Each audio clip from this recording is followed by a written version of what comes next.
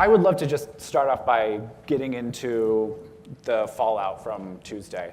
I'd love to hear your thoughts basically on what kind of a message you thought Colorado voters were sending compared with the message that the rest of the country was sending. I think it's important to recognize that although Hillary did win by a couple points here, and she lost by a couple points in Wisconsin, and the country's almost exactly divided.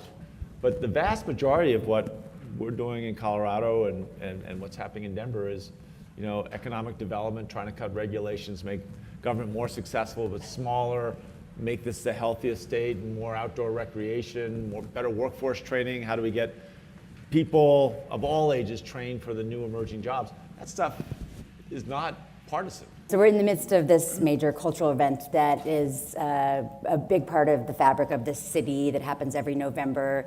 That is something that allows for a safe space for dialogue, and we bring in filmmakers and films from all over the world. And so I think we were very kind of caught off guard because we were a bit in our own bubble as staff and patrons and board of directors of the Denver Film Society on Tuesday because, we all kind of tend to be like-minded. And but what I found with the sad faces that were coming into the theater the day after was that at least there was this place, and I think all great cities, culture matters a lot, to give people a place to have a different kind of expression and to kind of sort through and work through feelings on that front.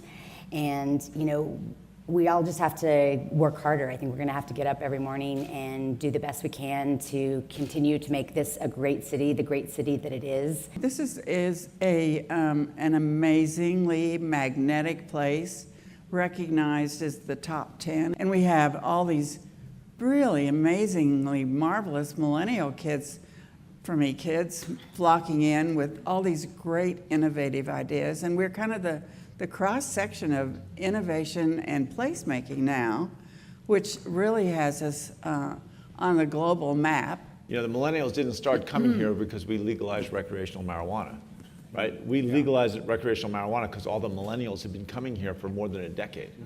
And they thought that there wasn't that big a difference between pot and whiskey, and that we shouldn't be sending kids to jail for nonviolent crimes for selling something that wasn't, at least to adults, not harmful. But we all came together and said we didn't want a bunch of nightclubs, because in nightclubs you just compete and you do 2 for 1 all night long, and you get people just being drunk in the streets. We all decided we wanted housing, we wanted a walkable community, and that same kind of ethic evolved into, you have this Metro Mayor's Caucus that Pena really helped.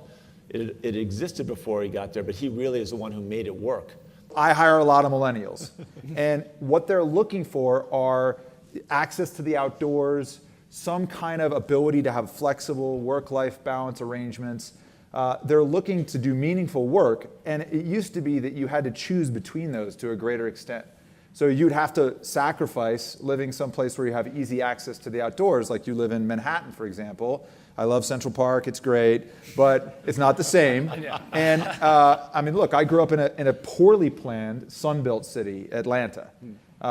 That is not the kind of city that millennials wanted to live in. And so when it became possible to do really meaningful work and go home to Boulder and go mountain biking or go up to the mountains or go snowshoeing or climbing 14ers, it began to be rising up and up and up on the list. Talk a little bit about kind of the art and cultural scene and how it shifted and how people seem to respond to Colorado, now versus 10 years ago when they're coming in from the coast.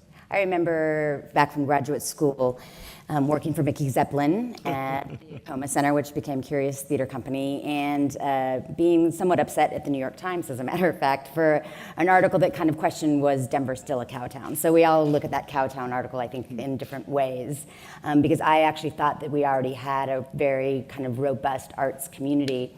But it certainly has grown exponentially over the years that I have been back here working in that sector.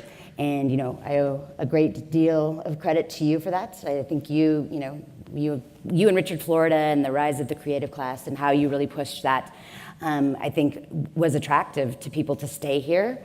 You did an amazing job of trying to bring back the film industry, which is alive and well, I can tell you now, and it was not. It was so dormant for so long. But what we have been successful in doing, I think, specifically in the film industry and with the Film Commission, is to attract some things that also drive something else that I think now the legislature does understand, which is tourism. What a great way to show off all the amazing things we have here in Colorado by shooting, having Tarantino here to shoot Hateful Eight, having Robert Redford just wrapped last week on a Kent Haruf based film starring Jane Fonda. I mean, these are big time directors who are choosing to film here. We have everything but the ocean. We're working on that. I'm curious to also talk about some of the challenges that come with this growth. I think the biggest problem that we have, and it's everybody's problem and everybody's challenge, and that is, like many cities, but perhaps in a greater number and more diverse, is the homeless situation. And everybody, lately, of course, they've said, well, the development community will just take care of it. Well, of course, we don't think that's quite fair. So I don't have all the answers, but there are some other communities that are involved with answers, and I just end by saying it's our responsibility. The flat truth, especially when you're talking about the chronically homeless, people who've been living under a bridge, or families who've been on the street for more than a month, the cost to society is significantly more to perpetuate lives of intolerable misery. We found that when you get chronically homeless people into housing, and it can be I've been talking 400, 500 square foot apartments, but a place that's their own, and you make sure they have what we call wraparound services, medication for mental illness, that they get treatment for addiction. You can put someone in a 500 square foot apartment, and it's their own home, and give them wraparound services for about $15,000, $16,000 a year. We were spending $42,000 a year just to perpetuate these chronic lives of misery. I feel like you go to any city and there's always a Silicon something. It's a Silicon Slopes, or Kansas City wants to become the Silicon Prairie, or cities are chasing tech businesses and innovation. And what do you think separates the ones who can pull it off and the ones who struggle with it? I mean, what's the line between success and failure in terms of really fostering, innovation and new businesses?